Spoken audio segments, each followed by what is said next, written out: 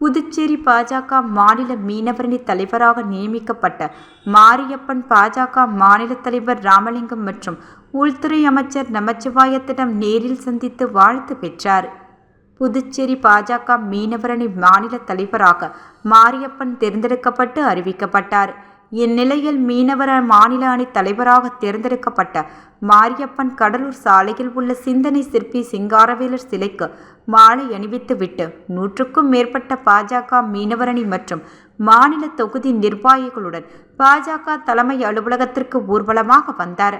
அங்கு பாஜக மாநில தலைவர் ராமலிங்கம் மற்றும் உள்துறை அமைச்சர் நமச்சிவாயம் ஆகியோரை நேரில் சந்தித்து சால்வை மற்றும் ஆளுயர மாலை அணிவித்து பூங்கொத்து கொடுத்து நன்றி தெரிவித்து ஆசி பெற்றார்.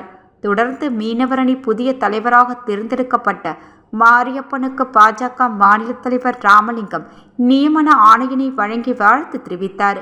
அதனைத் தொடர்ந்து உள்துறை அமைச்சர் நமச்சிவாயம் உள்ளிட்ட கட்சி நிர்வாகிகள் ஏராளமானோர் சால்வை அணிவித்து பூங்கொத்து கொடுத்தும் புதிய மாநில மீனவரணி தலைவருக்கு வாழ்த்துக்களை தெரிவித்தனர்.